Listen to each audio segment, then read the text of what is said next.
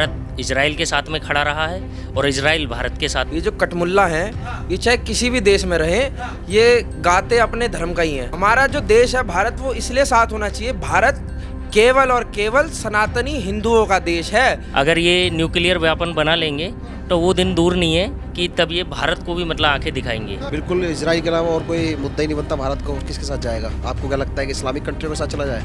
जो मानवता के दुश्मन है उनके साथ चला जाए भारत? बिल्कुल बिल्कुल। जो काम, अब फिर मैं कुछ कहूँगा तो आपको, देखिए, जो काम हमारे पीएम साहब को करना चाहिए था वो काम इजराइल कर रहा है। इसलिए हम पूरी ताकत के साथ और ईश्वर से ही प्रार्थना करते हैं कि इजराइल पूरी ताकत के साथ इन जिहादियों का जवाब दे। आपको क्या लगता है कि इस्लामिक कंट्रियों के साथ चला जाए?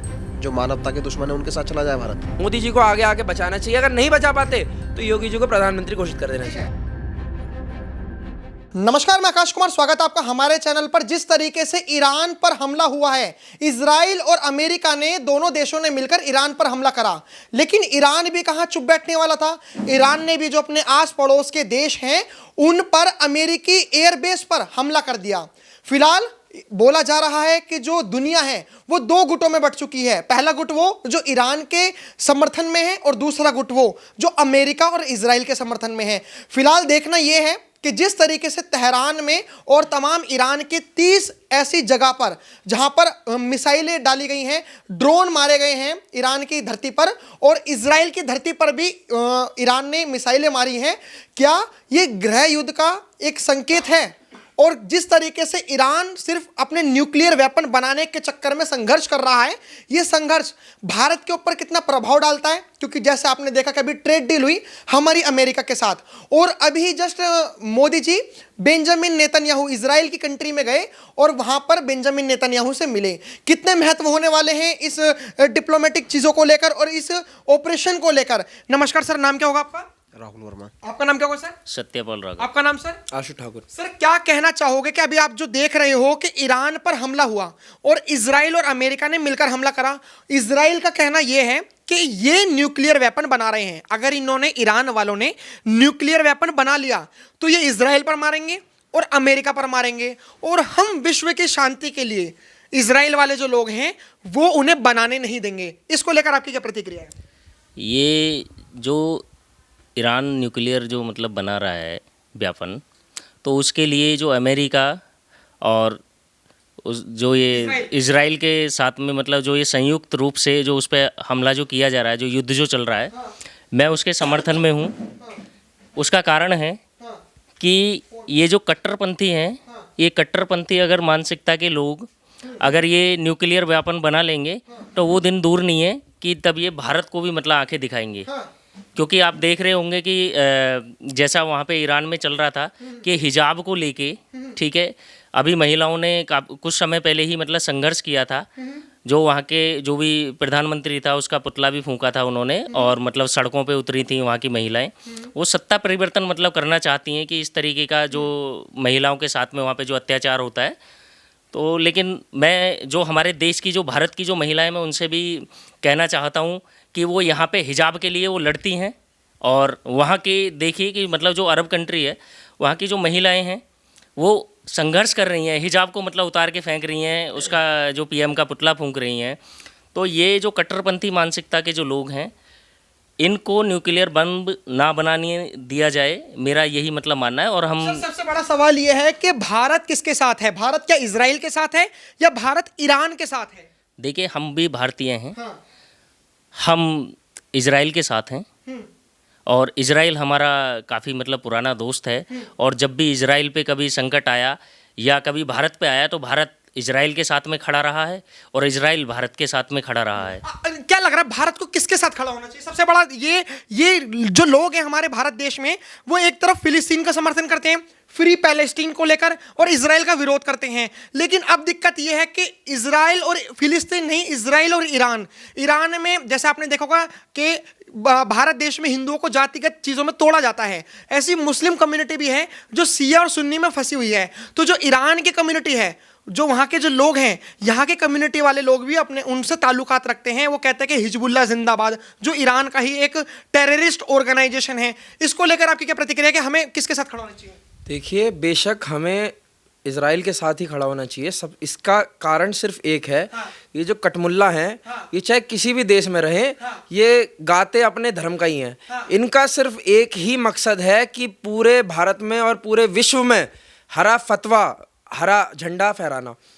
इसके हम सख्त खिलाफ हैं। हमारा जो देश है भारत, वो इसलिए साथ होना चाहिए। भारत केवल और केवल सनातनी हिंदुओं का देश है। इसे आज की डेट में जिस तरीके से बांटा जा रहा है जातियों में, हमें उस चीज़ों को छोड़कर सर अभी जैसे बेंजामिन नेतन्याहू जो हैं इजराइल के लोग हिंदुओं को बहुत सपोर्ट करते हैं। जैसे बांग्लादेश में हिंदुओं का जेनोसाइड हो तो भी इजराइल के लोगों ने आकर ये कहा कि हम इस जेनोसाइड के बहुत खिलाफ हैं। तमाम जो जितनी भी चीजें होती हैं, इजराइल हिंदुओं के साथ रहता है। आपको क्या लगता है, अगर धर्म के आधार पर देखा जाए तो आप किसके साथ हैं? जी, धर्म के आधार पर भी नहीं, एक मानवता के आधार पर भी हम इजराइल के साथ हैं। क्योंकि ये कटमुल्ले जो होते हैं, ये मानव तो है ही नहीं। ये तो साले राक्षसों की जाति है, ये जाति ही राक्षसों की है। तो आप ये देखिए, इजराइल कितना यहूदियों का कितना मजबूत देश था किसी वक्त, पर ये ईरान ने, इराक ने, ये सारों ने, मुसलमानों ने इन्हें घेर के आज कितना सा बना दिया है।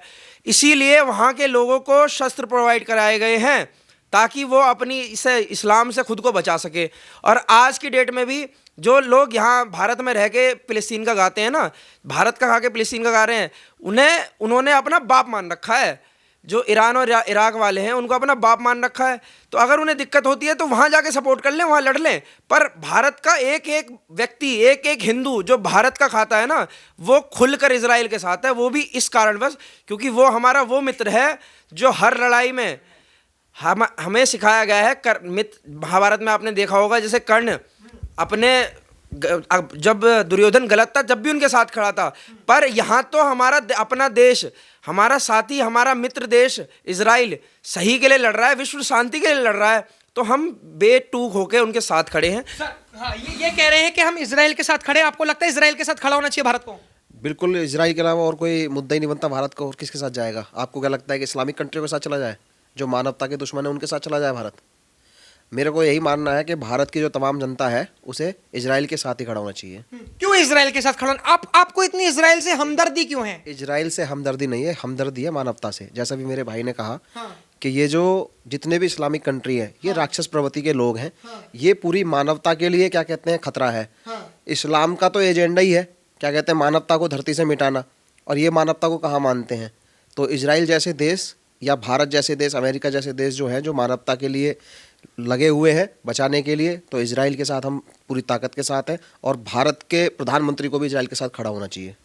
प्रधानमंत्री जी को भी खड़ा होना चाहिए? बिल्कुल, उनका तो हम जनता से पहले दायित्व उनका बनता है कि इजराइल के साथ खड़ा होना। अरे कह रहे हैं ईरान से भी तो हमारे ट्रेड हो रहे हैं, हम ईरान से ट्रेड टूट जाएंगे अगर हम उनके साथ खड़े हो गए तो? नहीं, ये ट्रेड कब तक चलेंगे? जब भारत के अंदर या विश्व के अंदर मानव ही नहीं रहेंगे, राक्षस की प्रवृत्ति हो जाएगी पूरे विश्व में, तो फिर क्या करेगा ट्रेड, क्या करेगा ये संबंध?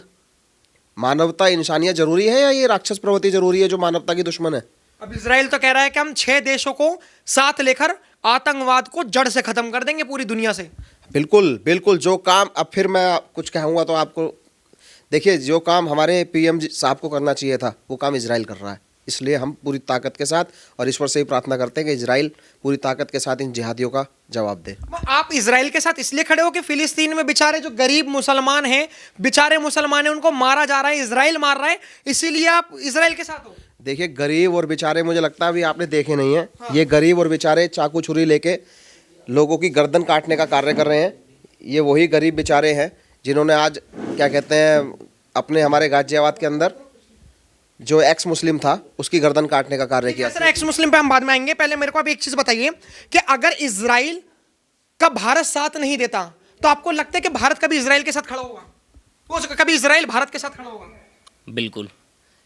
ये जो इजराइल के साथ में अभी हो रहा है, ठीक है, तो इस दुख की घड़ी में मैं तो दुखी बोलूँगा, ठीक है, क्योंकि जो हमारे जो पीएम है उनका अभी तक मैंने कोई भी स्टेटमेंट नहीं देखा है, ठीक है। जबकि जो इजराइल ने कभी भी भारत पे हमला हुआ हो, ठीक है, तो इजराइल का सबसे पहला स्टेटमेंट इजराइल की तरफ से आता है, मतलब भारत के लिए, ठीक है। लेकिन अभी तक हमारे जो पीएम हैं, जो 56 इंच वाले हैं, ठीक है, वो कहाँ पे हैं अभी? क्यों नहीं है अभी तक? कहाँ गया वो 56 इंच का सीना? बिल्कुल। या पब्लिक को बेवकूफ़ बना रहे हैं क्या? ये भारत की जनता है, ये जाग चुकी है। हम इजराइल के साथ हैं। आपको लगता नहीं है कि जो आज इजराइल ईरान के साथ कर रहा है, जो इजराइल और अमेरिका ईरान के साथ कर रहे हैं, एक न्यूक्लियर वेपन बनाने के लिए उन पर हमला कर रहे हैं, भारत देश को भी बांग्लादेश के लिए ऐसे स्टैंड लेना चाहिए था जैसे आज इजराइल जो है वो ईरान पर ले रहा है। जी बिल्कुल, मेरा मानना ये है, जब जो जेनोसाइड्स बांग्लादेश में आज हिंदुओं के साथ हो रहे हैं, हमारा हिंदुओं का सिर्फ केवल और केवल एक ही देश है, वो भारत। हम भारत में रह के जितने भी हिंदू हैं वो इतने शांत हैं, वो विकास की बात करते हैं, 21वीं सदी में विकास की बात करते हैं। जैसा आपने कहा, इजराइल और ईरान पे पहले चले आते हैं। इजराइल एक विकसित देश है, इजराइल टेक्नोलॉजिकल एडवांसमेंट पे, एआई पे, इन चीज़ों पे काम करता है। और ईरान किन पे काम करता है? बुर्के पहनने पे। बुर्का गैंग तैयार करने की जो साजिश रचता है ईरान, आतंकवादी पैदा करने की साजिश रचता है ईरान, उस एक मुस्लिम जिहादी कट्टरपंथी देश में क्या न्यूक्लियर पावर का होना सही है? मुझे तो बिल्कुल नहीं लगता। वैसे ही उसी प्रकार जैसे बांग्लादेश आज की डेट में भारत जो जेनोसाइड करता है हिंदुओं के साथ, और जैसे पाकिस्तान में जेनोसाइड होते हैं हिंदुओं के साथ, मैं तो कहता हूँ ये मोदी जी की बहुत बड़ी नाकामी है कि उनके होते हुए एक हिंदुत्ववादी नेता को खुद की छवि को हिंदुत्ववादी बताते हैं, एक हिंदुत्ववादी नेता की छवि होते हुए भी अगर कहीं भी विश्व में एक मुसलमान द्वारा या किसी ऐसे धर्म के द्वारा हमारे हिंदू भाइयों को मारा जाता है, तो बेटूक हो गए उन्हें या तो उस देश में से उनकी सुरक्षा करनी चाहिए, या तो फिर उस देश को ये मैसेज देना चाहिए कि क्या नाम है, अगर तुम हमारे हिंदू भाइयों के साथ ऐसा करोगे तो बेटूक होकर हम तुम पे हमला करने की भी ताकत रखते हैं। अभी आप देख लीजिए ऑपरेशन सिंदूर, तब क्या हो गया था, हमारे कितने जवान मारे गए। अगर भारत चाहता, क्या भारत में सक्षमता नहीं है इस समय कि भारत जाके कश्मीर को पूरा कश्मीर कैप्चर कर सके? लेकिन अमेरिका की दबाव में आकर ऐसी कौन सी वीडियो है भाई जो हर बार मोदी जी जो है अमेरिका के दुम के नीचे से, मतलब अमेरिका के पट्टे बन जाते हैं हर बार। ये इस भारत देश में नहीं होना चाहिए। जहां भी हिंदुओं का नरसंहार हो रहा है, मोदी जी को आगे आके बचाना चाहिए। अगर नहीं बचा पाते तो योगी जी को प्रधानमंत्री घोषित कर देना चाहिए। फिलहाल जिस तरीके से यहाँ के जो लोग हैं, कुछ राजनीतिक विश्लेषण हैं, कुछ यूथ हैं, हमने इनसे बात करने की कोशिश करी और हमने जाना कि आखिर में भारत को किसके लिए स्टैंड लेना चाहिए। तो इनका तो जवाब है कि भारत को इजराइल के लिए स्टैंड लेना चाहिए, क्योंकि भारत जो इजराइल है वो कश्मीर के मुद्दे पर भारत के साथ खड़ा रहता है। वो टेररिस्ट जितनी भी गतिविधियां होती हैं, जो टेररिज्म भारत में होता है, तब भी इजराइल भारत के साथ खड़ा रहता है। फिलहाल जो भारत की डिप्लोमेसी है वो टू नेशन थ्योरी है कि टू नेशन पे खेलना, कि वो किसी के साथ एक जगह खड़ा नहीं होता। शायद इसीलिए भारत थोड़ा सा पीछे है, ताकि हमारा जब रशिया हो तो भारत के साथ वो एकदम से स्टैंड नहीं लेता, क्योंकि आज तक भारत ने भी रशिया का कभी स्टैंड नहीं लिया, इजराइल का कभी नहीं लिया, तमाम देशों का नहीं लिया। फिलहाल आपकी क्या राय है कमेंट में जरूर बताएं। देखते हैं हमारा चैनल। धन्यवाद। जय हिंद।